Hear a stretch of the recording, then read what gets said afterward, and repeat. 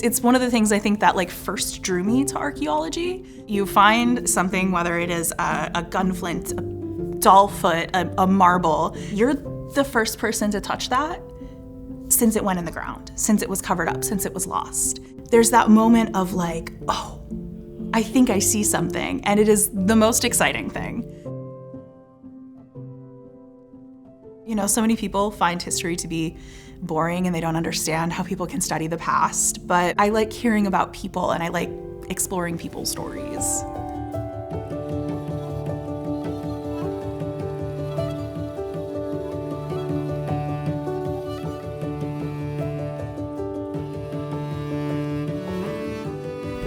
My name is Madeline Dorton, and I am an archaeological field technician for WIMCAR.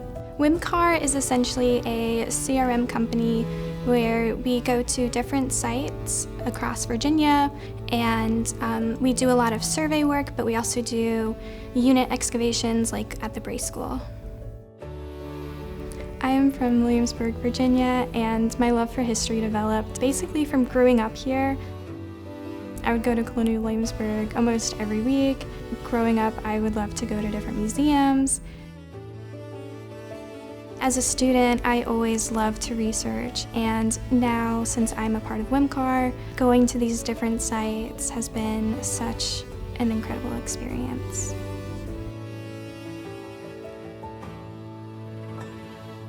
I fell in love with archaeology really early on. When I was really little, I was convinced I was going to be an archaeologist and paleontologist. I used to go out to the creek and collect fossils.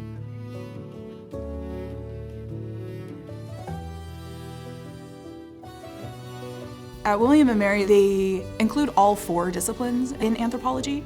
So you take courses in linguistic anthropology, cultural anthropology, archaeology, and you can take biocultural anthropology as well. And I wanted to be somewhere where I could explore all of those, because you never know where you're going to find the approaches that are going to be compelling to you.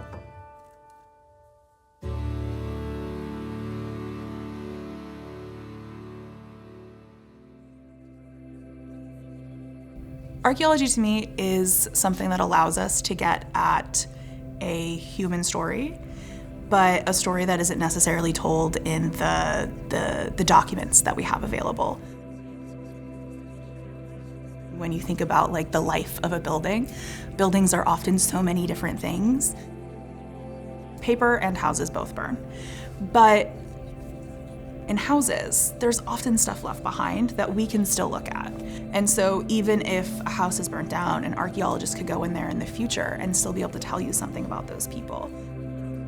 Eventually, all that's going to be left of these parts of the foundations of the Bray School are going to be the records that we kept. And so the things that we find, it adds another piece to the story, another piece to the puzzle that I am sure, descendants are still trying to build and to better understand.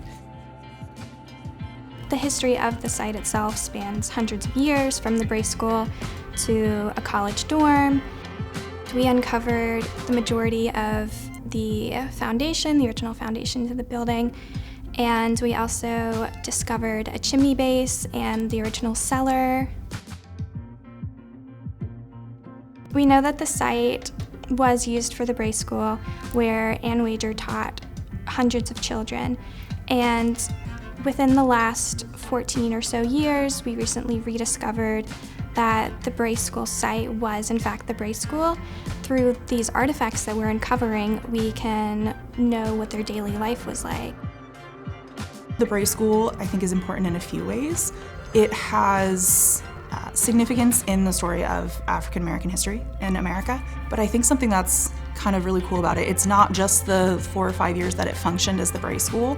We found colonelware there, which is often associated with enslaved contexts. So it could speak to enslaved people either living and working there when it was a school or after it was no longer functioning as the Bray School. There could have been enslaved people living and working there, and then potentially recently emancipated people renting that and that being a home for them. I think that's a really important part of the history. We have uncovered ceramics, different varieties of glass, pipe stems, straight pens. We've uncovered a thimble, which was my favorite artifact to find. pulling it out of the screen, it was so amazing to see. The thimble itself has the word love inscribed on it. It may range from the 20th century, when the Methodist Church used the building to house women for a dorm. We may never know the names of everyone that was involved in this site, whether it was from the Bray School or whoever lived at this house. It was just incredible to uncover these artifacts and know that someone had a connection with them.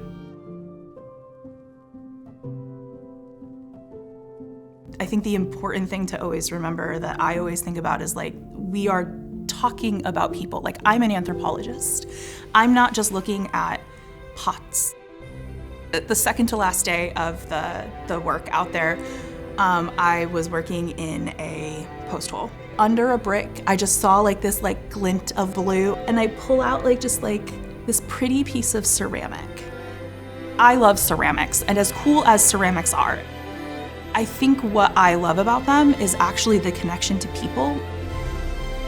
Ceramics are connected to food, which is connected to family and identity and people.